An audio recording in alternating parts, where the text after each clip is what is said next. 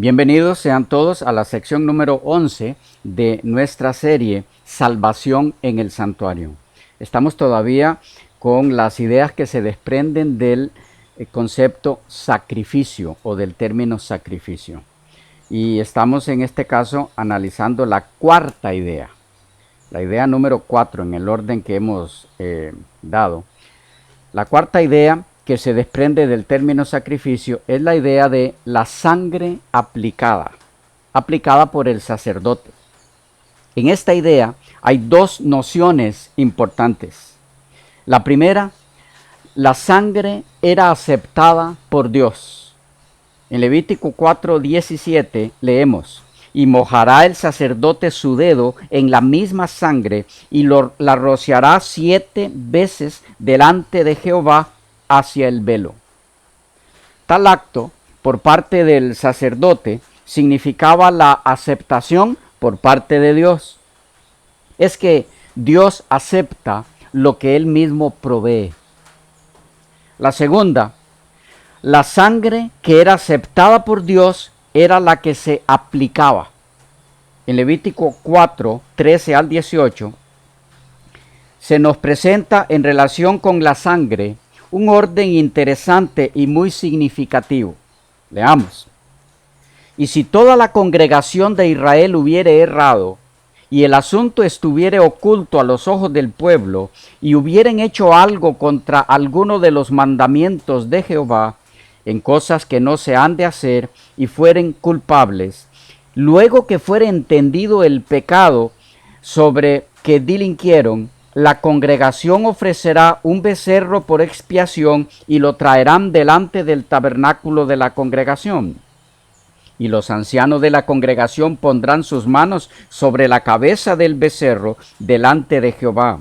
Y en presencia de Jehová degollarán aquel becerro, y el sacerdote ungido meterá de la sangre del becerro en el tabernáculo de la congregación. Y mojará el sacerdote su dedo en la misma sangre, y la rociará 7 veces delante de Jehová hacia el velo. Y de aquella sangre pondrá sobre los cuernos del altar que está delante de Jehová en el tabernáculo de la congregación, y derramará toda la sangre al pie del altar del holocausto que está a la puerta del tabernáculo de la congregación. La sangre se llevaba primero adentro, frente al velo. Solo después de eso es que se aplicaba sobre el altar del incienso y después ante el altar de bronce. El resto de la sangre era derramada en su totalidad al pie del altar. La sangre se aplicaba cuando el sacerdote salía hacia afuera y no cuando entraba al lugar santo. Es muy importante entender esto. El sacerdote entraba con la sangre, pero solo para asperjarla ante el velo. Capítulo 4, versículo 17, que estaba delante de Jehová. Para hacer la correspondiente aplicación de la sangre a los muebles y por implicación a los que ofrecían el sacrificio, el sacerdote tenía primero que asegurarse que dicha sangre había sido aceptada, al seguir las indicaciones y el orden dados por Dios mismo. ¿Cuál es la enseñanza en esto? Que la salvación viene del Señor. Era la sangre aceptada la que se aplicaba. El camino de Dios está ahora abierto, pero ha sido abierto desde adentro hacia afuera. ¿Qué implicaciones tiene esto en su cumplimiento en Cristo y por ende en nuestra salvación? Muchas. Número 1. Tenemos aquí una interesante paradoja, una aparente contradicción. El camino del hombre hacia Dios es abierto de adentro hacia afuera. No podía haber otra forma. Pero para que eso fuera posible, para que el camino se abriera y el hombre pudiera regresar a Dios, había que abrirlo desde afuera. ¿Cómo puede ser tal cosa? ¿No es esto una total contradicción? Pues no. Es lo que en verdad ocurrió. Veámoslo más de cerca. Solo Dios podía abrir el camino que el hombre se cerró a sí mismo hacia Dios. Pero para que ese camino llegara hasta el hombre, sin que la gloria de Dios lo fulminara, Dios tenía que hacer algo que el hombre nunca imaginó que Dios haría. Se haría hombre. Y siendo Dios a la vez podría abrir el camino de Dios hacia el hombre, es decir, para que éste pueda regresar a Dios. Y dos, habiendo llegado hasta donde está el hombre, conducirlo hacia Dios él mismo. En el Nuevo Testamento, esto es lo que se conoce como la encarnación del Verbo. El misterio de la piedad. Dios fue manifestado en carne. Juan 1:14, 1 Timoteo 3:16. Pablo el apóstol lo expresó así.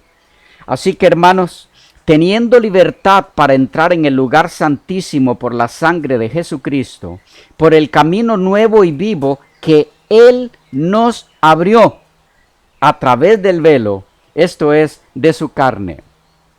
Hebreos 10, 19 y 20, la primera parte. Así como hubo un velo que impedía ver la gloria de Dios en todo su esplendor, Dios veló su gloria en la carne de Jesucristo, en su cuerpo humano, e hizo posible a los hombres que a través de la encarnación de su Hijo amado, todos los que deseen puedan entonces volver a Él. Es decir, Dios abrió el camino de adentro hacia afuera, pero entonces se colocó afuera para indicarle y enseñarle al hombre desde el lugar donde éste estaba cómo regresar a Dios. ¿Vamos entendiendo el punto? No solo lo llamó desde adentro, sino que vino para acompañarlo en el regreso. Se hizo uno de ellos para explicarle en la práctica cómo se regresa a Dios. Tomó la naturaleza caída del hombre para demostrarle cómo podía, desde esa naturaleza caída, regresar a Dios. Con eso en mente fue que dijo, yo soy el camino, nadie viene al Padre sino por mí. Juan 14, 6. Pero hay más en esto, en la idea de la sangre aplicada. La sangre de Cristo es aplicada después de la cruz, luego de haber sido aceptado el sacrificio. Así como la sangre era aplicada solo después de haber sido aceptada delante de Dios, delante del velo. Hay quienes pretenden que los cristianos creamos que la expiación terminó o concluyó en la cruz, pero tal concepto es ajeno a las Escrituras. Así como el sacerdote entraba al santuario para presentar la sangre a fin de que fuera aceptada, para entonces poder aplicarla, de la misma forma nuestro Señor, nuestro sumo sacerdote, ascendió al santuario celestial a lo mismo. Si no, el simbolismo queda sin cumplimiento.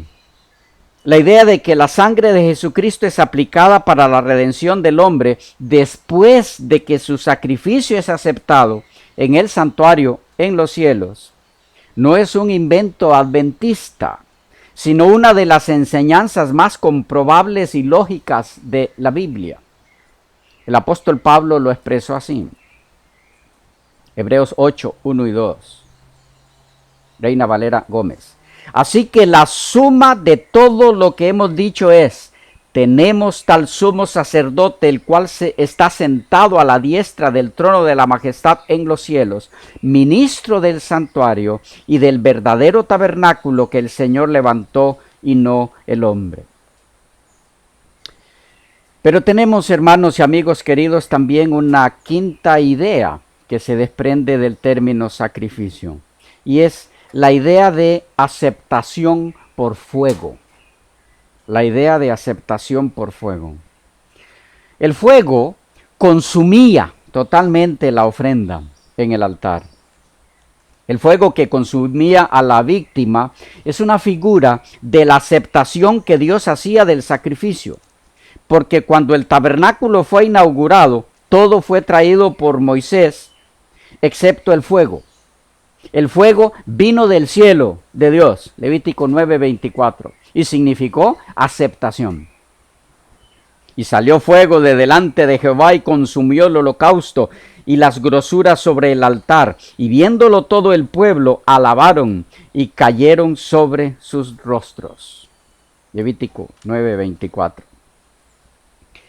El altar era un lugar donde una vida inocente era entregada y donde el fuego de la santidad divina consumía totalmente a la víctima. El fuego es un símbolo del juicio de Dios. Expresa el carácter santo de Dios en contra de toda maldad. Dios es un fuego consumidor, pero no para consumirnos a nosotros, sino para consumir el pecado que hay en nosotros. Esta es la maravilla que el Evangelio proclama. ¿Cómo lo ha hecho?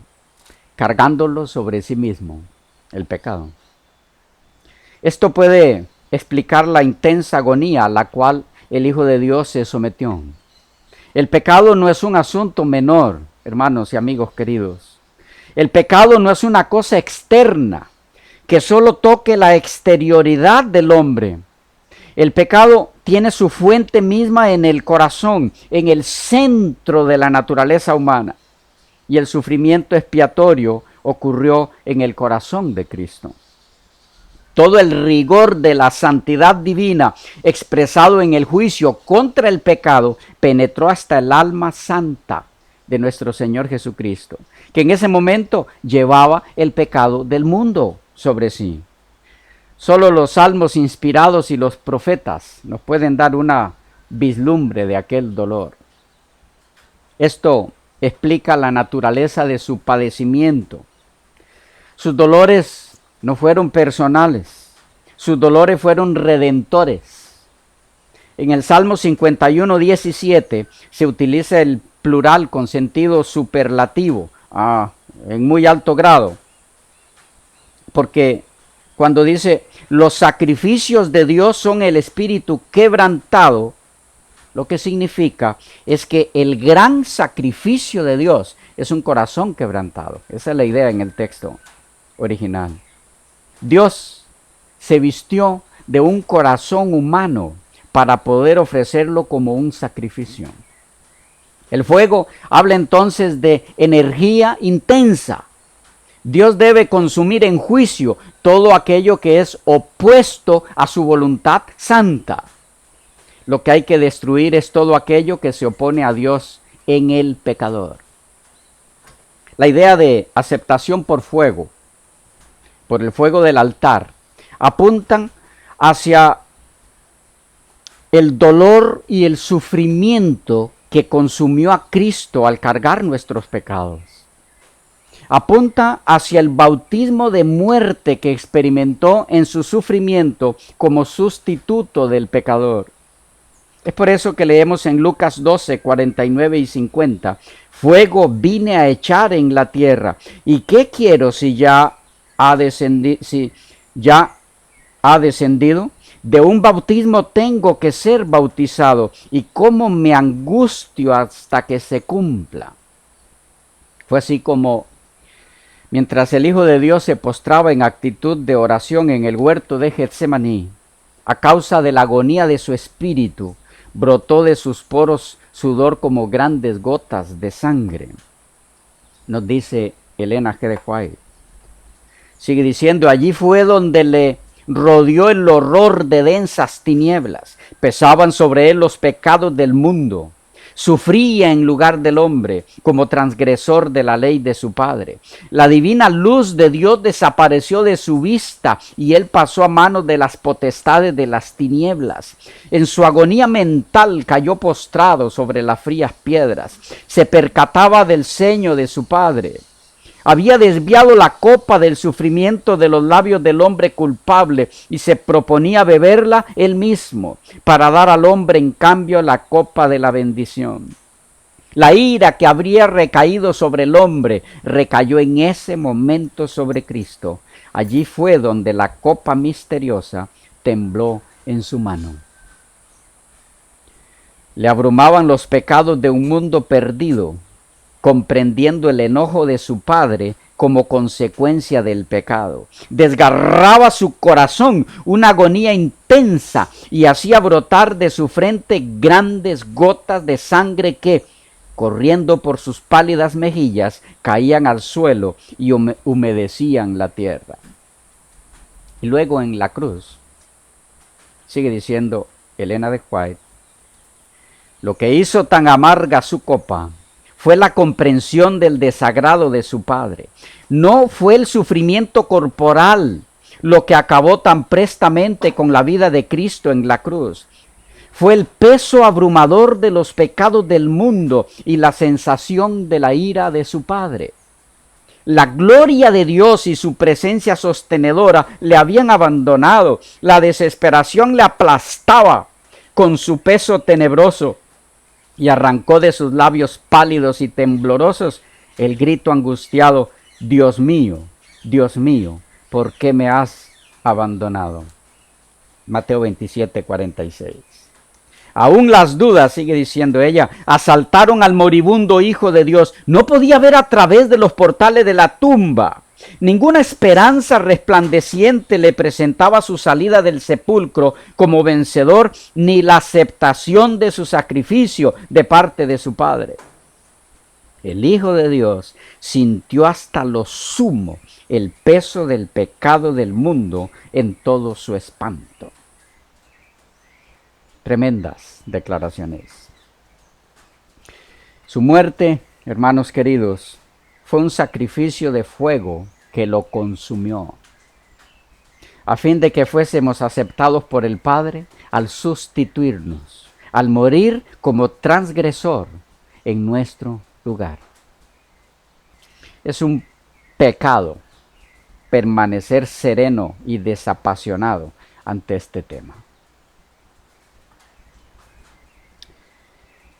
Un tercer punto que quisiéramos enfatizar en relación al altar es el material y la forma del altar. Hemos hablado hasta aquí del sacrificio que se llevaba a cabo en el altar. Toquemos un poco sobre el material y la forma del altar como tercer punto. El material y la forma del altar constituyen un simbolismo muy significativo de la forma en la que el plan de la salvación se completa en la persona de Jesucristo. Un poco de tiempo dedicado a estos dos aspectos, la forma y el material de este mueble. El primero a encontrarse al llegar al tabernáculo nos dará resultados muy fructíferos en el campo de la comprensión del plan de la redención en Jesucristo. Veamos el primer elemento, el material del altar. Dice el texto: harás también un altar de madera de acacia. Leo Éxodo 27, 1 al 8. De 5 codos de longitud y de 5 codos de anchura. Será cuadrado el altar y su altura de 3 codos. Y le harás cuernos en sus 4 esquinas. Los cuernos serán parte del mismo y lo cubrirás de bronce.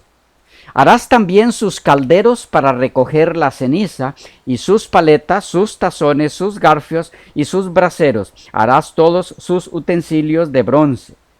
Y le harás un enrejado de bronce de obra de rejilla, y sobre la rejilla harás 4 anillos de bronce a sus 4 esquinas. Y la pondrás dentro del cerco del altar abajo, y llegará la rejilla hasta la mitad del altar. Harás también varas para el altar, varas de madera de acacia, las cuales cubrirás de bronce. Y las varas se meterán por los anillos, y estarán aquellas varas a ambos lados del altar cuando sea llevado. Lo harás hueco, de tablas, de la manera que te fue mostrado en el monte. De esta descripción de este mueble se destacan 2 aspectos en cuanto a su material. Estaba hecho de madera de acacia y de bronce. De la composición de este mueble, con estos 2 elementos, se desprenden algunas enseñanzas respecto a nuestro Salvador simbolizado en él. En primer lugar, tenemos la madera. ¿Qué tipo de madera era? ¿En qué forma representaba a Cristo? Madera de acacia. Era madera dura, con una hermosa veta fina o compacta que se oscurece con el paso de los años. A los insectos les resulta desagradable el sabor de la acacia y su densidad hace que resulte difícil la penetración de agua y otros agentes destructivos. La madera de acacia era tan preciosa que en Éxodo 25:5 se dice que junto con las ofrendas de plata y bronce, todo hombre que tuviera madera de acacia, sitín, debía ofrendarla al Señor. La madera de este árbol era y es muy apreciada por su ligereza, dureza y admisión de un pulimento extremo. Es mencionada por Heródoto, Josefo, también y algunos otros. Josefo menciona su resistencia y su durabilidad y que es virtualmente incorruptible. Las varias especies del género de acacia pueden sobrevivir en regiones áridas donde muy pocas plantas logran subsistir. En segundo lugar, tenemos el material con que se revistió la madera de este mueble, con bronce. El bronce era un cuerpo metálico que resulta de la aleación del cobre con el estaño. ¿Qué tenemos en la combinación de madera y bronce en el mueble del altar del holocausto que nos dé alguna pista en cuanto a su simbolismo cristológico? Veamos. Número 1. El mueble era de madera. Sin embargo, no era consumido por el fuego que se usaba en él, debido a que estaba cubierto totalmente por bronce. ¿Qué tenemos ahí? Cristo tomó naturaleza humana, pero esa naturaleza humana, simbolizada por la madera, nunca vio corrupción. Aun cuando la madera se deteriora con el tiempo a la intemperie, la madera de acacia era resistible. Así, la naturaleza humana de Cristo fue resistible al pecado que deteriora. Nunca logró corromperlo. Y esto fue posible porque él estaba cubierto con la naturaleza divina de su Padre, de la que dependió permanentemente durante toda su vida en la tierra. De igual forma, él nos ofrece a nosotros, a todos los que en él creemos, su propia naturaleza divina, representada por el bronce, que cubría el altar de la madera, a fin de que el pecado no logre corrompernos. Y de que cuando el fuego de Dios, el fuego de su presencia, fulmine el pecado, no nos afecte porque compartimos la naturaleza del carácter divino dada a nosotros, por pura gracia, en Cristo Jesús. Así como el fuego que era encendido en el altar no consumía la madera de éste, porque era madera ya cubierta por el bronce. Que el bronce es un símbolo de la divinidad o deidad de nuestro Redentor. Puede verse también en el hecho de que era el material del que fue construida la serpiente en el desierto. ¿Recuerdan? Número 21.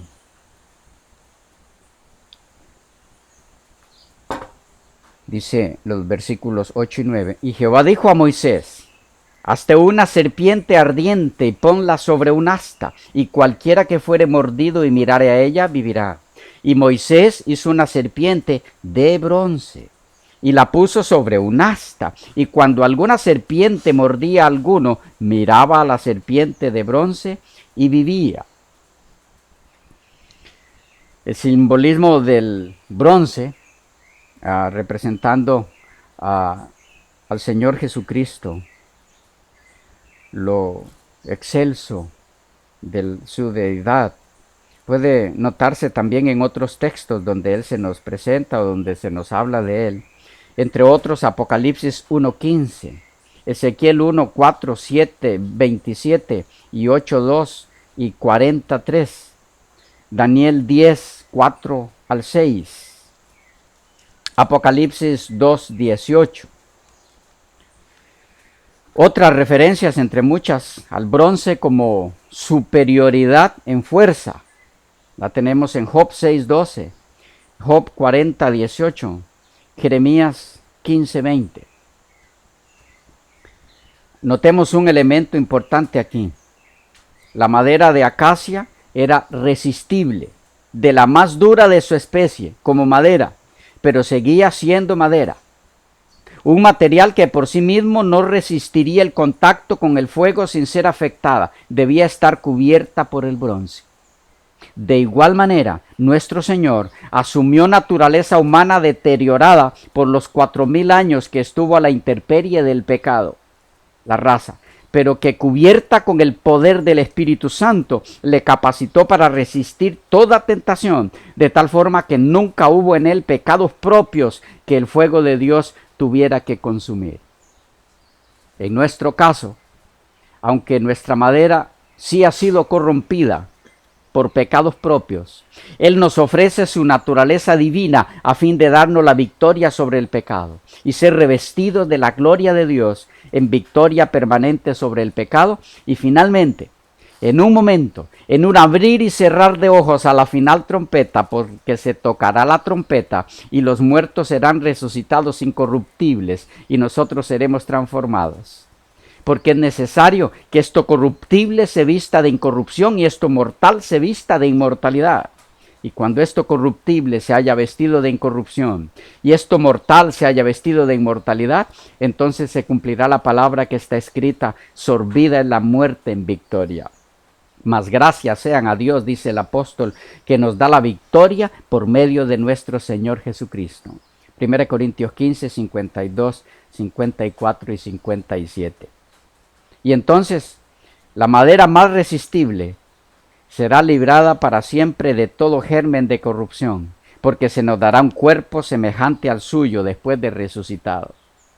Y si el espíritu de aquel que levantó de los muertos a Jesús mora en vosotros, el que levantó de los muertos a Cristo Jesús vivificará también vuestros cuerpos mortales por su espíritu que mora en vosotros.